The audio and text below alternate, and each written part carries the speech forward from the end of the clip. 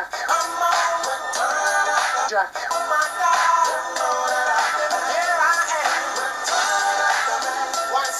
So it's been a while. Let me reintroduce myself. Hi, I'm Jack, the 21-year-old British guy who likes puns and making obscure film references, whilst also being extremely awkward.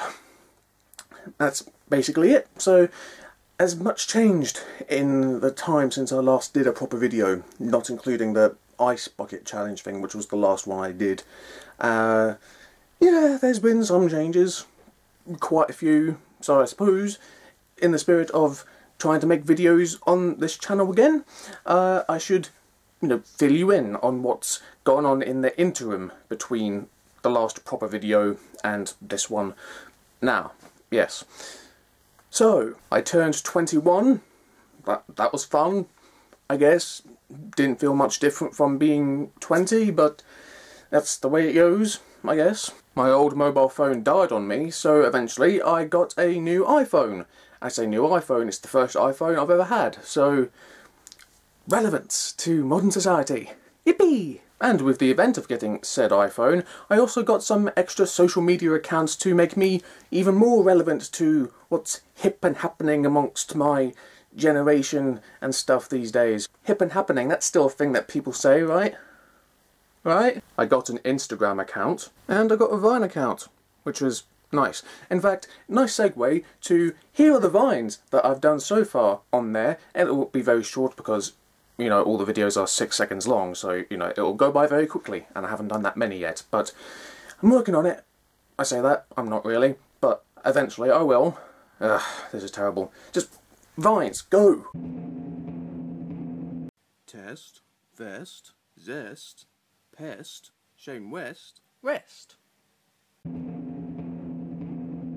What goes around comes around, which is a roundabout way of saying, quit barking up the wrong tree. I'm not trying to make ripples by saying this, I'm not winding you up, and I'm really not lying when I say that I want to. Who's the funny fucker that put these here?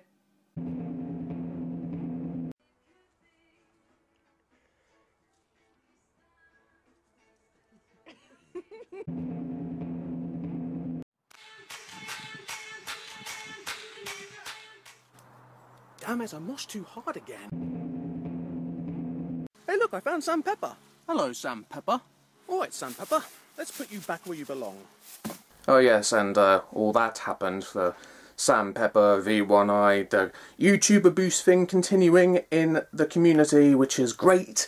And I'm not going to cover it in this video though, because it's such a broad subject, and very important, and I will probably want to say a lot of things, very angrily, in much fuller form in a completely separate video, so at some point I will do that, because it is not fitting in this otherwise light-hearted, rather, fluffy video. Fluffy? It's not fluffy, it's just, this video is not that important in the grand scheme of things. In fact, no videos are that important in the grand scheme of things, because in the end, the inevitability of death is something that we all must face. And okay, I'm getting way too deep now, so just on to the next thing. Throughout the year I've been continuing to win books off of Goodreads, the books that you get for reviewing purposes, and winning them, getting them for free. These aren't all of them, these are just the ones that I have to hand at the moment, and I'm a bit behind in the reading of them for the reviewing purposes, and in fact I've only actually gotten a couple of ARC copies, the proofread books. The rest of them have all been like properly published ones that have already been released and have barcodes and prices and stuff, but I've only managed to so far read one book and review it on Goodreads. This is the Life by Alex Shearer. Sadly, this being the first book that I ever won from Goodreads, and Goodreads, you're not Jonathan Ross, Jack, come on. This is the first book that I won, and the first book that I read for the reviewing purposes. Sadly, it wasn't that great, which is sad because the book is something that you want to like. I'll link in the doobly-doo so you can see what it's about, because it would take too long for me to describe here, but you want to like it reading the description of it, but sadly it didn't do it for me, mainly because it's not written that great, which is a shame, because Alex Shearer, he wrote one of my favourite books as a kid, Bootleg. if you remember, was also made into a CBBC show, which I never watched, but I did read the book, and that was good. In fact, fun story, quick aside, the bootleg thing, I mentioned that. When I was a kid, I read it, loved it, mainly probably because of the chocolate thing, and me being a kid who loves chocolate, as you can probably tell. I loved the book very much, and when I was in primary school, we were taught how to do PowerPoint presentations, and I did a PowerPoint presentation about my favourite books at the time. In fact, I did several PowerPoint presentations because I liked doing them so much because I was a nerd. I say. But I made a PowerPoint presentation and I said, one of my favourite books is Bootleg by Alex Shearer. And then I persuaded our teacher to let me show the PowerPoint presentation in front of the entire class. I wasn't that popular, suffice to say. Or at least it wasn't as bad at the time that I bought in a VHS copy of my recording of the Body Shock special on Channel 4 about the Elephant Man. I don't know what I was thinking at the time. I was a weird kid. We'll just leave it at that, because it is pretty obvious by all these stories that I'm just starting to think of now. Anyway, I'm getting way beside the point. The point is, first book for reviewing, not that great, and I left a review and I only gave it 2 stars. So, sorry about that, Alex Shearer. Not that you're watching this, but just in general, into the universe, I express my sorriness. But this brings me on to another thing that's relevant to it, is that also I got an iPad. Even more relevant to today's modern society, right? Anyway though, I've been figuring out how to use this thing, and I haven't really gotten that far into filling it up with apps and stuff, but with the advent of getting this, I was given a review copy of a book by my friend Brooke Burgess. He's also the guy that created Broken Saints, Broken Saints, I should say, which I made a whole massive video about last year in Vida when I did that, and how Broken Saints changed my life, so it was a big deal. And Brooke Burgess, he has written a book called The Cat's Maw, and here it is now. Ooh, isn't it pretty? I loved how, when I first opened this up, when he sent me this review copy, thanks Brooke, that the screen around it was black, and not only that, but flicking through the pages, the text was white, but the pages were black, and it looked very cool and stuff. Ooh, illustration, look at that, pretty. What am I even doing? I'm going to hate editing this later. Here's a preview of said book for your delectation. Prologue. Then. "It'll be on us before we have time to pray and pass water," yelled a voice from high in the rigging. Lightning crashed in the distance, and a tide of black cloud swallowed the stars behind the ship. The captain paced the deck. Half his men were starving and threatening mutiny. The other half were spilling their guts over the side, or fouling up the hold below. The sickness was spreading, the storm was closing in, and death waited on all sides, laughing in the shadows. "Then skip the prayer, hold your piss, and dump everything," he yelled back, gripping the hilt of his dagger. "Sir," the steward said, holding his swollen stomach and doing his best to stay standing as the boat lurched. "Are you sure you want to—" "Dump it all," said the captain, inching the blade from its silver scabbard. "The cannons, the bags, the liquor, the food that's turned, even the rats if you can catch 'em. Anything that could slow us down." The steward winced and gagged as the deck dipped, and clutched at the arm of the captain's salt-stained coat. "But the hall, sir! What we almost died for! What of the thing that's cursed us since we left?" The captain looked to the cabin door. A bearded priest stood in the shadows, shivering in his ashen robes. The holy man moved to block the door with darting eyes and a considerable girth. "There's more to fear than curses, boy," the captain hissed, slapping the young man's hand away. "Touch that box and you'll know. All of you, go!" Ooh, exciting. So yes, I'm going to be reading that in my massive pile of books to read. Because believe me, as my Goodreads list shows, I still have a few other books to get on with reading. If I wasn't so silly and lazy in getting on to reading them. But I cut down my to-read list quite considerably. Well, my currently reading list. My to-read list has over 800 books, so don't even get me started. But the currently reading list, I cut it down to just 16 books because less pressure, even though it's still 16 books and oh dear God. But I'm going to get on it. Less pressure with just 16 books. But yeah, getting back to the pimping of the cat's maw here. Here now are the obligatory cat maw related puns. More than a feeling. More money, more problems. So I know more. Am I more than you bargained for yet? Oh yeah, forgot to mention, I'm into Fall Out Boy now. And also Paramore. And also My Chemical Romance. That happened during the time between videos happening. So yeah, what with the getting into those music all acts and also the having of the iPhone, I'm finally culturally relevant to about 2008. But still, at least I'm finally relevant in some way. I think I've used the word relevant too much in this video. Smacks of desperation. Literally. By the way, I'm not even looking at anything on here. Why am I lying to you?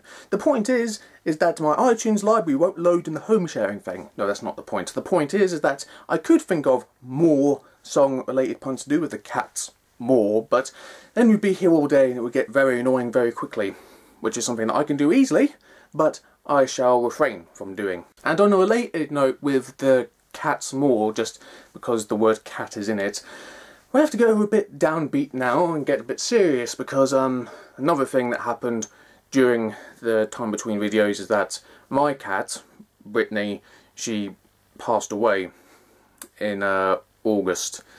That wasn't a very good time, really.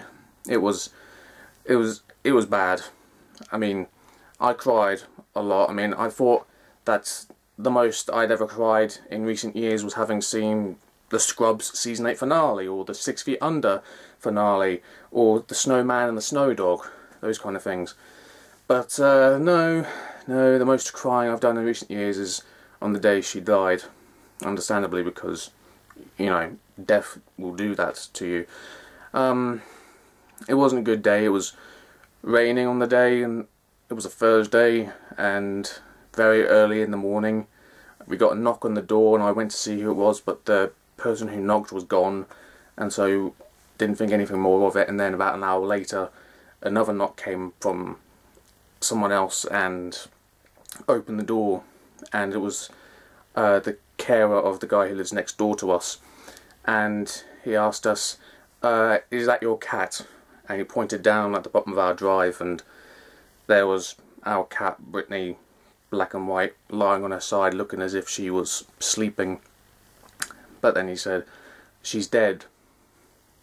And there was this moment where it didn't seem real. Like, I thought about many times over the years what it would be like on the day that my cat might eventually pass away, because all pets die and we all have to go through the loss of them. And I wondered how I'd react if the day ever came, when it would come. And so when it did happen, when he finally just said that she's dead, it didn't seem very real. Like, for a few moments it seemed like a dream, or like a film, like an out-of-body experience, looking at myself and just another thing I was watching on the telly or something. And I was like, oh no, and I didn't feel the emotion immediately.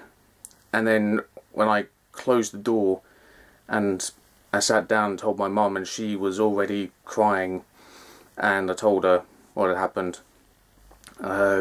We both felt it. I felt it more and more as the time was going by. And so after that I had to put on my shoes and go out into the rain. She'd been out there for a while, and the night before she had seemed very unwell, and she wasn't walking very well, and she was sleeping in all the time. She wasn't very active. She didn't even come inside the house willingly. I found her out in the back garden, and I tried to get her to come back inside to feed her, but she didn't move to come in, so I had to pick her up and bring her in. She didn't eat, and she was very tired, ill looking, and we had flies in the house at the time because it was still summer and hot, and flies were in our house. and we were still in the middle of trying to get rid of them, and they were crowding on her, and I had to keep swatting them away. And then she wanted to go outside, and I let her, and that was the last time we saw her alive. And the next morning I had to go outside, had to get one of my mum's craft box type things. She told me to empty it and use it to put her in. And I went out the front, which is where she was in the front driveway, and saw her lying on the ground. And she'd been out there for a long time, had been dead for a while, and her face is something I'll never be able to forget, because her expression looked like, to anthropomorphise it, it looked like her last thought before she died was, why? Like, complete and utter no understanding of why this was happening to her, and we had no understanding of evil. We still don't. We don't know how this happened, why it happened now, if something happened to her. My mum keeps thinking that maybe one of the dogs from around the neighbourhood got to her, or a car ran over her next door. She can't get over it. She keeps thinking about how she never saw Brittany, but I've told her a lot of times that she would not have wanted to see Brittany in that state, because I saw her lying out there in the rain, and I can't get that image out of my head ever. It will never leave.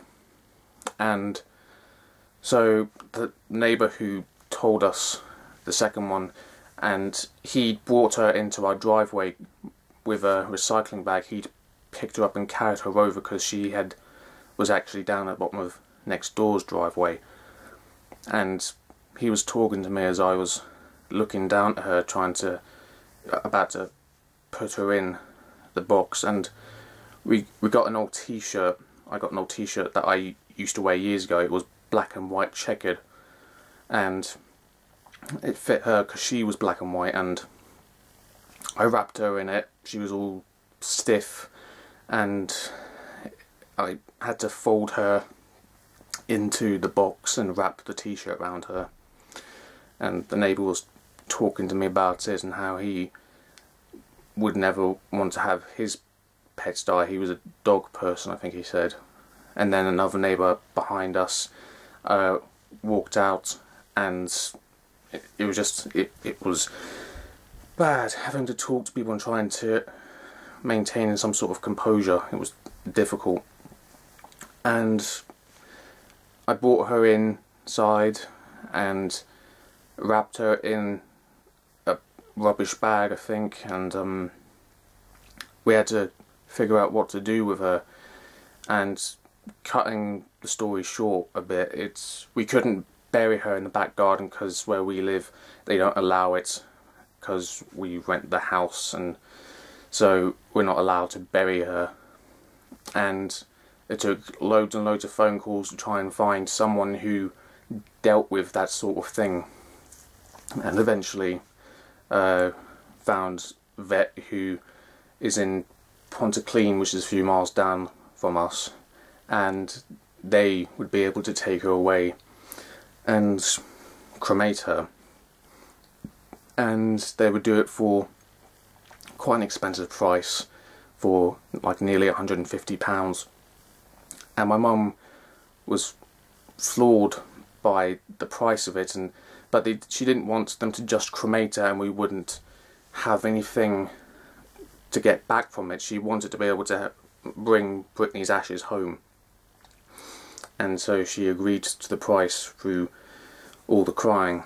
And so later that day I carried Brittany in the box, in the bag, in a big Tesco bag, and had to take her onto a bus to go down to Pontyclean, the few miles away, and carry her with me on there, and then walk with her to the vets to hand her in. And I maintained composure through most of the time I was walking around, but then as I was coming home and I was walking back to where I live, I started like getting flashes of memory of whenever Brittany would like follow me from the house to the shops. This one time she did that, and whenever a couple of times I wheeled my mum down her wheelchair to the shops because she had to get cigarettes, and Brittany would follow us and we would try to stop her because it was cold and at night, but she wouldn't stop until a certain point. And another time she followed me all the way to the shops, meowing at me all the time.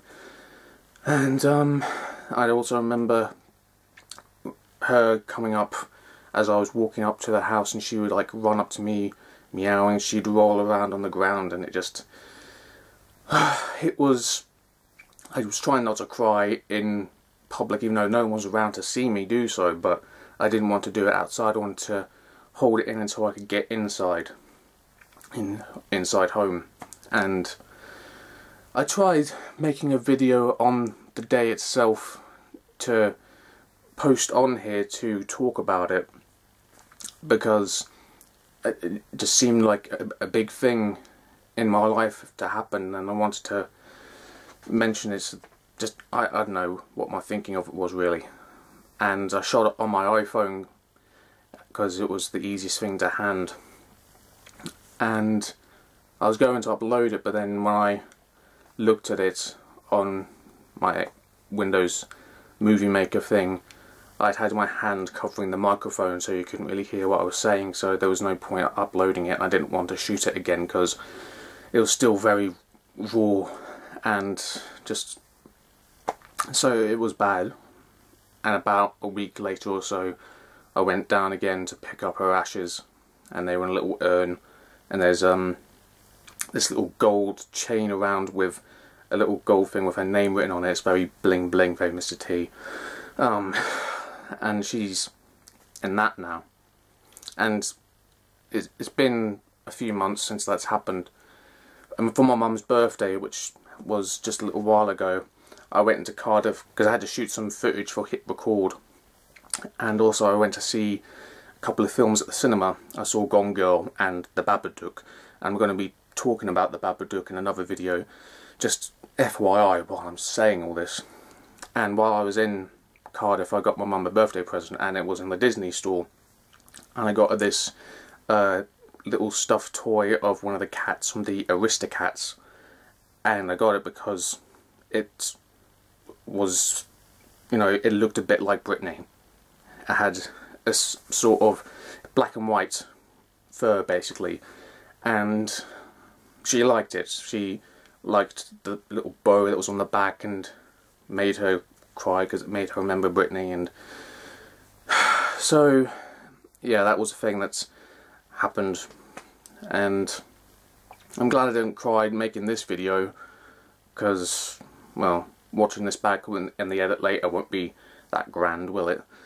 So yeah, sorry to end the video on a downer note, but yeah, that's the biggest thing that's happened in the time between videos. And yeah, so anyway, just to finish the video off, sorry, just trying to bring myself back into the zone of proper vloggingness or whatever. Okay, I'm getting there with the awkward wording of words. Okay, so just to finish off, I will be making videos, hopefully more regularly than I have been. Can't promise them like every Friday or something, because I can't do that, I don't think, and I don't think it matters much to too many people if I make videos regularly. I'm not like Dan is not on fire or something. No one's going to care if I'm on a schedule or not. But I'm just trying not to put pressure on myself on the making of videos thing, but I do want to make videos as well, so this is my attempt at bringing myself back into doing it, if you know what I mean. And yeah, this has been this video, and it's been a bit of an emotional roller coaster, going high and then very, very low, talking about personal stuff that you probably didn't want to hear about, or something, I don't know. But the point is, I've made a video, yippee, and hopefully it's the start of me doing it again properly. And hopefully in the months since I've made proper videos, I've acquired more like learning of video making in terms of what I want to do with videos, and my taste in making them and how they will appear in future. I don't know. We'll see. But, yeah. Welcome back. Thanks for having me. And, yeah. Bye. Bye. Bye. Jack. Oh yeah, by the way, this is a festive type shirt that I'm wearing, as you can see here, which is very nice. Although this isn't snow, this is just dandruff. Yeah, fun fact.